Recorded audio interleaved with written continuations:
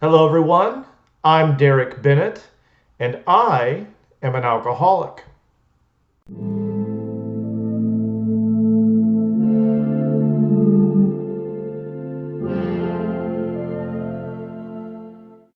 This episode is sponsored by the Global Center for Religious Research, the world's leading academic institute and publisher in atheism and religious trauma. Religious trauma. Let's talk about it. As a recovering alcoholic and addict who does not believe in God, I have suffered an enormous amount of religious trauma at the hands of Alcoholics Anonymous. I want to preface what I'm about to share by acknowledging that there are many good people in AA with good intentions, and that there are certain values and principles in AA that are indeed beneficial, even for non-believers. The rehabilitation facilities where AA is integrated have helped me tremendously. But it is equally important to acknowledge the harm that has been inflicted. While I do have gratitude for the help I've received over the years, an honest and critical appraisal is necessary so that others like myself may know that they are not alone. Alcoholics Anonymous invites the suffering alcoholic to conceive of a higher power, which they say can be anything the sufferer chooses. But over and over again, via the program's cherished texts, traditions, and zealous members, the sufferer is implored to pray, to confess their wrongdoings, and to make conscious contact with a personal God who is practically indistinguishable from the Judeo-Christian concept of divinity. If one expresses their doubts, they are instantly put down with thought-stopping cliches like, "Your best thinking got you here," or "Your way doesn't work." As in most religious cults, you are taught to abandon any shred of independent thought or self-reliance, to submit yourself completely to the dogmas and doctrines of the cult. Any relapses or personal failures are wielded against you like a weapon, reinforcing the notion that AA's theologically oriented 12-step program of recovery is the only path to lasting sobriety. While AA has made feeble attempts to be more inclusive since its 1930s inception, where it began as a confessional Christian movement, it remains mired in the Pauline doctrine of human inferiority and sinfulness. Ruminating on your character defects and shortcomings is repeatedly encouraged, enshrined in the 12 steps themselves.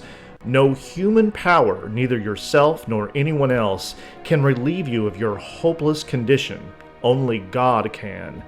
Even as a non-believer, the near constant litany of self-deprecating precepts and aphorisms instilled crushing guilt, shame, and low self-esteem. Already bludgeoned into shamefulness and despair by addiction, AA exacerbates these issues by focusing exclusively on the sufferer's deficits, taking no stock whatsoever of one's inherent value or self-worth. Any hint of self-empowerment must be completely and utterly vanquished. I have sat in lectures where we addicts were told that our problem was our belief in ourselves. I have listened to AA speakers ridicule non-believers, and I have been told that unless I found God, I could have no hope. Drowning in the seeming hopelessness and despair of my former condition, I have attempted suicide on multiple occasions, not least because when I was most vulnerable, Alcoholics Anonymous provided me precisely the opposite of what I needed. What I needed was to be lifted up, to be reminded of my self-worth, to be told that I could do it, even if at times I slipped up and fell again. Instead, I too often received put-downs, belittlement, and subjection to a principal core of theological ideas that do not resonate with me in the slightest. My suffering from addiction was manifestly increased by the religious dogmas and doctrines of Alcoholics Anonymous. Fortunately, I have been able to find my own way out of the dark by embracing secular humanist values and notions of self-empowerment. This has not been easy. Indeed, it has been profoundly challenging. But it is the only way that works for me. After all, as even AA declares, to thine own self be true. And being true to myself, I'm now 4 years sober, happy, healthy, and making great strides towards self-improvement and chasing after my long-held dreams and aspirations. I must clarify that I have not done this on my own. I've had a tremendous amount of help from other human beings. That human power that AA insists isn't enough. I have news for you. It is enough. I wouldn't be sober without it. Human solidarity is fundamental to my sobriety and my well-being. And unlike God, it is unquestionably grounded in reality. There are secular alternatives to AA, but they are few and far between, nowhere near as pervasive as Alcoholics Anonymous. That is unfortunate, and it needs to change. I don't deny that AA helps many people, and it should remain a viable option for those to whom it is helpful. And I don't discourage participation in AA for those who find it beneficial. If it helps you, then do it, whatever it takes. I just want to see you get well and stay well. Nevertheless, it is far too late in the 21st century for theological superstitions to have anything like a monopoly on the field of recovery.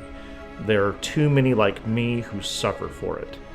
Know that if you have likewise suffered at the hands of religious dogma, whether in AA or any other form, you are not alone, and that you are not powerless.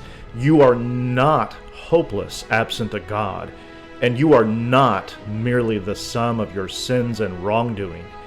You have inherent value and worth. You have unique strengths, gifts, and assets. You contribute and enrich the lives of those around you.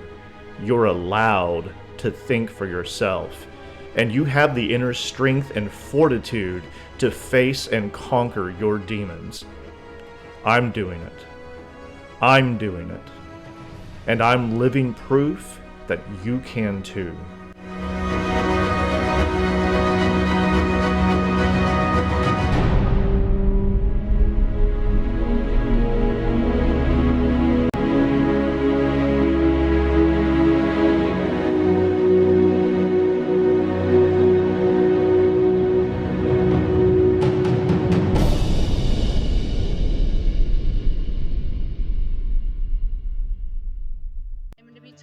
Religious trauma is real, and the Global Center for Religious Research is here to help. With the Certificate in Religious Trauma Studies, you'll get access to online courses taught by specialists from all over the world. You'll learn how to identify the symptoms and causes of religious trauma in yourself or a loved one, and how to begin the process of healing. As a thanks for being here, Atheologica viewers will get $50 off their enrollment just by clicking the link in the description or by going to gcrr.org/courses. Guys, if you're enjoying my content or if you find it beneficial in any way at all, please do consider contributing to my Patreon. There is an online book there, about a 50-page book that you can help yourself to on the Patreon, as well as these PDF PowerPoint presentations that I put together. You can help yourself to those as well. They're available on my Patreon, but I am trying like hell to make this a full-time endeavor so that I could just go at this hard and heavy and keep on delivering and delivering, giving you what you want. So once again, I beg and plead, please contribute to my Patreon if you can. It would be hugely, hugely appreciated. Much love. Mwah! Could have done without the kiss, couldn't you? I'm sure. Sorry about that. My bad. Join my Patreon though.